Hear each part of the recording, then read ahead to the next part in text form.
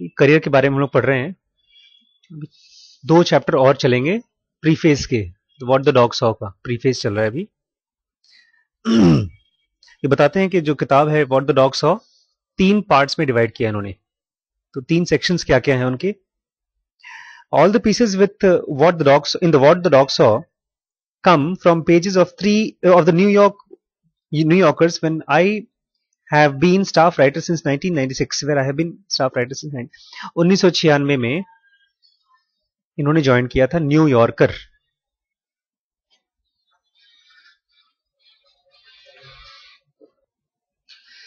तो ये जो व्हाट द डॉग सॉ में जो भी इन्होंने इकट्ठा कर रखा है बता रहे थे कि द न्यू यॉर्कर के लिए मैल्कम ग्लैडवेल काम करते थे 1996 में, और वहां पर जो जो आर्टिकल लिखे थे उसमें से लिया गया है।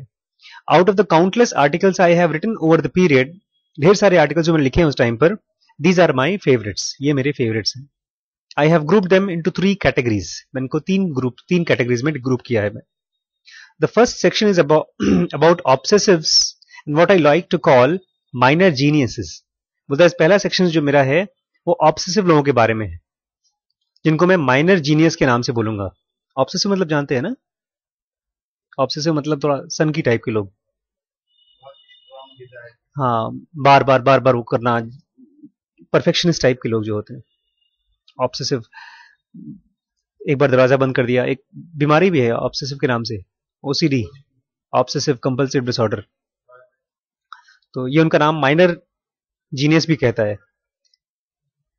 Not Einstein, Winston Churchill and Nelson Mandela, ये लोग नहीं आते उसमें, या गांधी या विवेकानंद, ये लोग नहीं आते उसमें।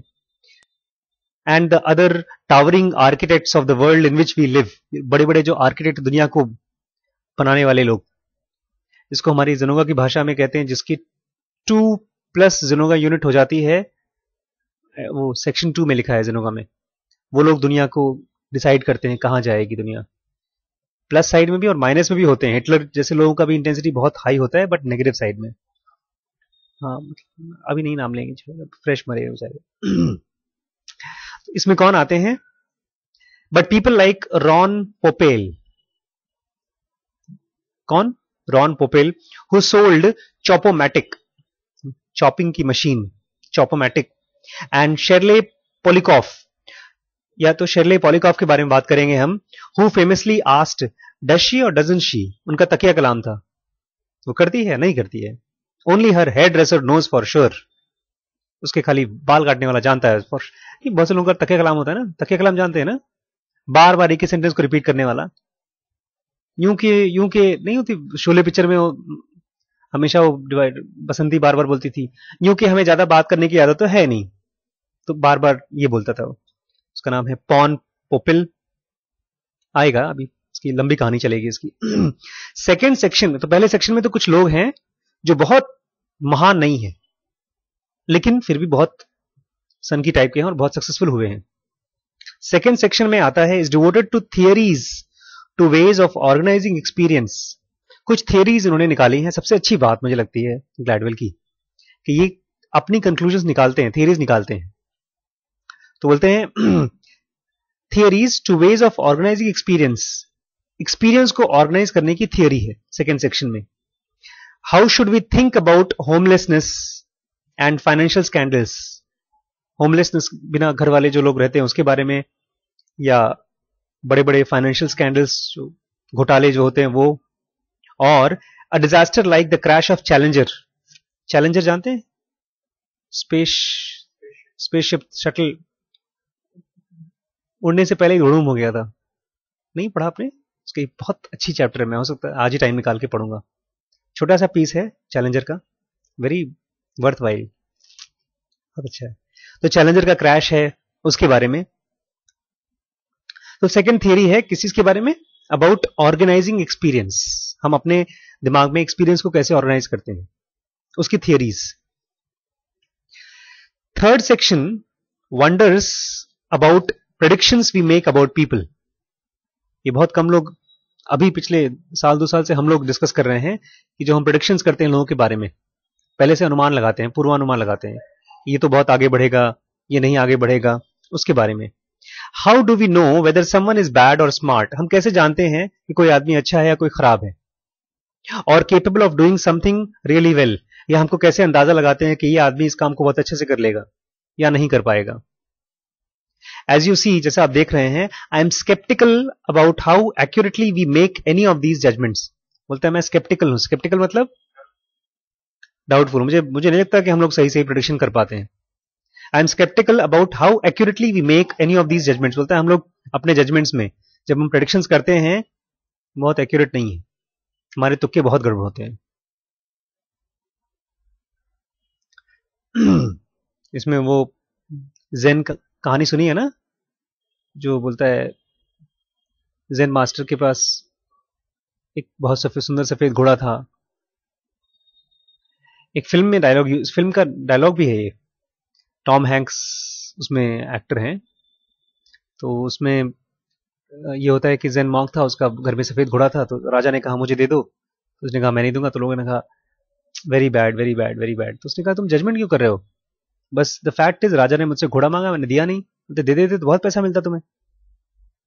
बोलते हैं इट्स नॉट गुड और बैड, जो है वो है। बस राजा ने घोड़ा मांगा, मैंने नहीं दिया बस। फिर कुछ दिन बाद घोड़ा भाग गया उनका, जंगल भाग गया। लोगों ने बोला वेरी बैड वेरी बैड। तो उनका बस फैक्ट है, फैक्ट ये है कि राजा उस जंगल में घोड़ा भाग गया। बस ये खराब है कि अच्छा, अभी डिसाइड मत करो। कुछ दिन बाद घोड़ा अपने साथ 10 घोड़े लेकर आ गया वैसे उसी ब्रीड के। तो लोगों ने क्या बोला? Very good very good. इनका कंक्लूजन नहीं निकालो, सच्चाई ये है कि 10 घोड़े आ गए। फिर कहते हैं कहानी ऐसी थी कि उसका बेटा था, जवान जहान बेटा, उन्हीं घोड़ों के साथ खेलते कूदते उसका पैर आ गया घोड़े के नीचे और उसके पैर टूट गए। तो लोगों ने क्या कहा? वेरी बैड, जैसा आपने कहा। उसका कंक्लूजन है वेरी बैड। सच्चाई ये है कि टांग टूट गई है। फिर कुछ दिन बाद राजा के यहां से बुलावा आ गया, जितने जवान लड़के हैं सेना में भर्ती होंगे कंपलसरी। लोगों ने क्या कहा? तुम्हारा बेटा तो जाएगा नहीं क्योंकि उसकी टांग टूटी है मेरी। तो बेसिकली हम कंक्लूजन की मशीन्स हैं। हम प्रेडिक्शंस करते हैं कौन सी चीज अच्छी है कौन सी नहीं, जो इनके हिसाब से अपने आप में बहुत बड़ी गलती है। चाहे कितना भी एक्सपर्ट कंक्लूजन निकालें, हम प्रेडिक्शंस करें, वो सही नहीं है। In the best of these pieces what we think isn't the issue. बोलता है इसमें मामला ये नहीं है कि हम लोग क्या सोचते हैं किसी चीज के बारे में, किसी भी इशू के बारे में हमारा क्या विचार है, ये इंपॉर्टेंट नहीं है। अगले सेंटेंस थोड़े मुश्किल है, तो इसको मैं 3-4 बार पढ़ा था फिर भी समझ में नहीं आया। Instead I am more interested in describing what people who think about homelessness और कैचअप और financial scandals think about homelessness और कैचअप और फाइनेंशियल स्कैंडल्स। मुझे लगा पहले मैंने 2 बार वही चीज लिख दिया है क्या गलती से, फिर मैंने क्रॉस चेक किया, इसका मतलब मुझे किसी अंग्रेज से पूछना पड़ेगा, या हम लोग तुक्का लगाते हैं। इंस्टेड मामला ये नहीं कि हम क्या सोचते हैं, मामला ये है I am more interested in describing what people who think about homelessness और कैचअप और financial scandals think about homelessness और कैचअप और फाइनेंशियल स्कैंडल्स। यानी कि मेरा मुद्दा ये नहीं है कि मेरा विचार क्या है होमलेसनेस के बारे में या स्कैंडल्स के बारे में। जैसे आमतौर पर आप जब बाहर जाएंगे या टीवी देखेंगे या लोगों से बात करेंगे तो अपने व्यूज देते हैं कि स्कैंडल में किसकी गलती थी, कौन अच्छा था। बोलता है मुझे उससे कोई मतलब नहीं है, मेरा व्यूज की मतलब ही नहीं है। मैं किस चीज में इंटरेस्टेड हूं? इस पूरे चीज को डिस्क्राइब करने में। मेरा पूरा का पूरा मोटिव क्या है? डिस्क्राइब करने में। और कहते हैं अगर आप एक तथ्य को के दर्शन कर लें तो आप मुक्त हो जाते हैं। तथ्य का दर्शन।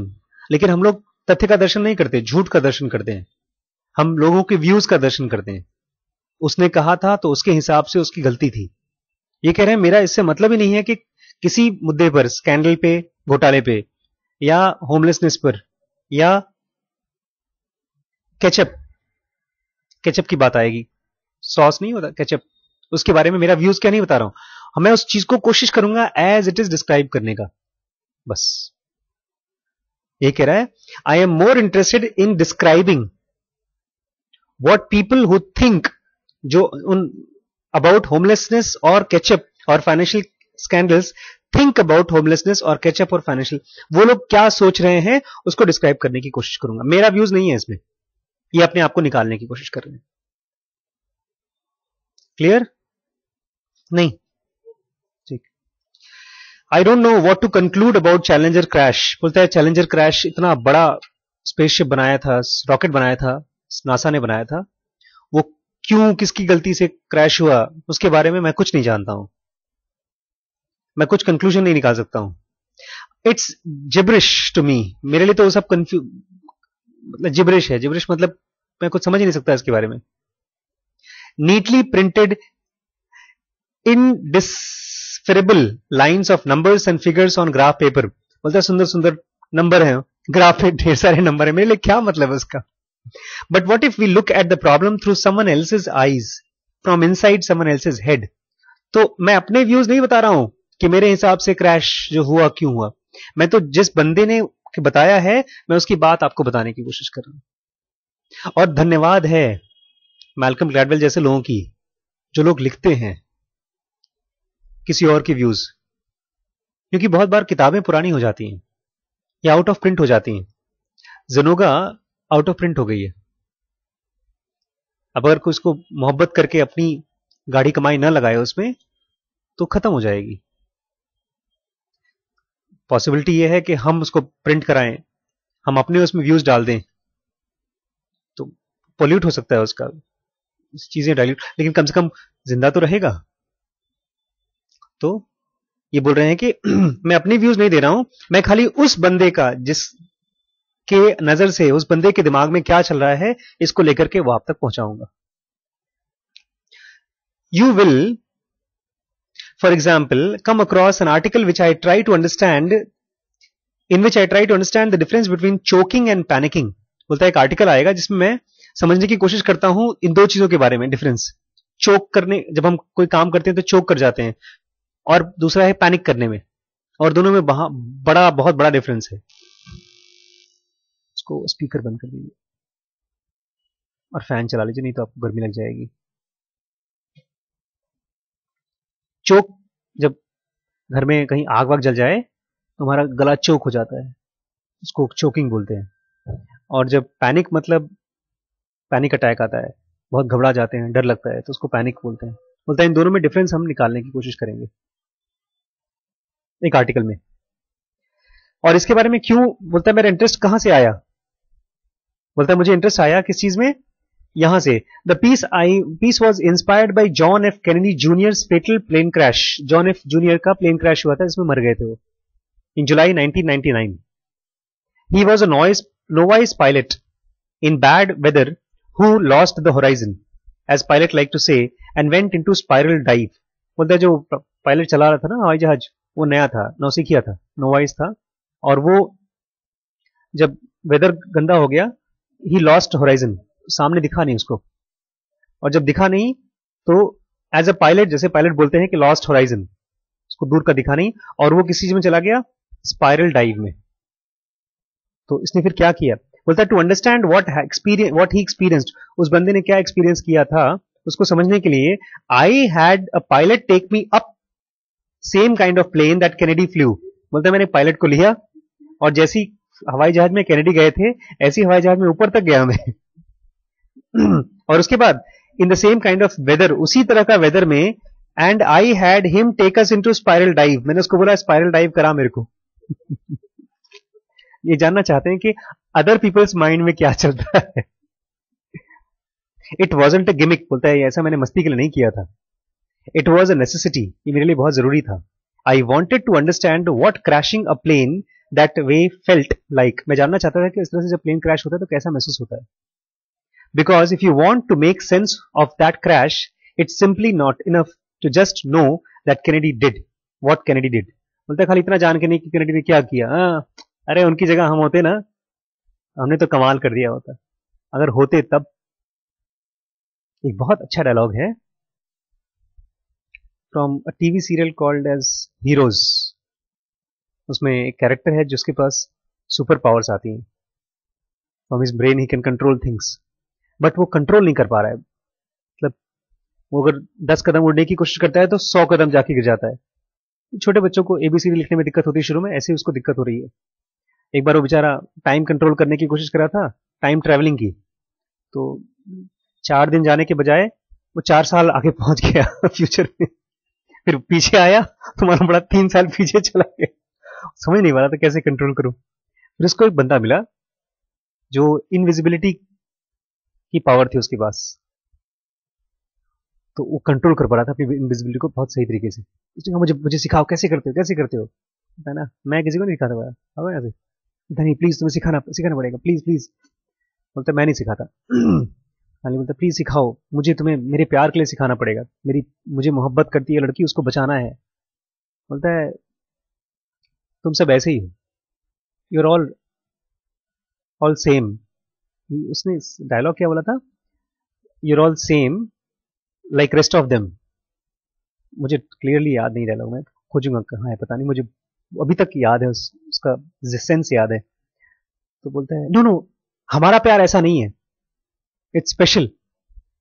बोलता है no, we are all same because we are all the same. हम खाली सोचते हैं हमारा प्यार अलग है या हमारी कंडीशन अलग है, लेकिन हमारी कंडीशन भी वैसी है कि अगर उसकी सिचुएशन में हम होते तो हम भी वैसे ही करते। अगर हम और आप कौरव की जगह होते तो क्या हम जाके कृष्ण भगवान के पैरों में गिर जाते, पता नहीं। लेकिन पॉसिबिलिटी यही है कि वही करते जो उसने किया। इसकी बहुत लाइकली वही बोल रहे हैं कि मैं जानना चाहता था कि उसने क्या फील किया। I wanted to understand what crashing a plane like that way felt like, because if you want to make sense of that crash, it's simply not, खाली इतना नहीं है कि आप कैनेडी ने किया ऐसा बोल दो। The picture problem is about how to make sense of satellite image। एक और प्रॉब्लम के बारे में बात करते हैं, उसका नाम है पिक्चर प्रॉब्लम। ये मेरे लिए बहुत इंपॉर्टेंट है। पिक्चर प्रॉब्लम क्या है, आप सैटेलाइट से जो इमेजेस देखते हैं उसके बारे में कैसे, उसका मतलब कैसे निकालते हैं कि क्या है। The picture problem is about how to make sense of satellite images like the picture of Bush administration thought it had of Saddam Hussein weapon of mass destruction. मतलब जब आप ऊपर से देखते हैं तो जॉर्ज बुश थे ना, जॉर्ज बुश ने सैटेलाइट से खोजा कि कहां पर सद्दाम हुसैन के न्यूक्लियर वेपन पावर प्लांट है, तो वहां से देख रहे हैं नीचे कुछ साफ साफ दिखता नहीं है, लेकिन लोग इन्फ्रेंस निकालते हैं। बोलता है I got started on the topic because I spent an afternoon with radiologist. मैं अपने बारे में बता रहा था ना, looking at mammograms, and halfway through, completely unprompted, he mentioned that he imagined that the problem people like him had in reading the breast x-rays were a lot like the problems people in the CIA had in reading satellite photos। मैमोग्राम्स मतलब breast के X-rays.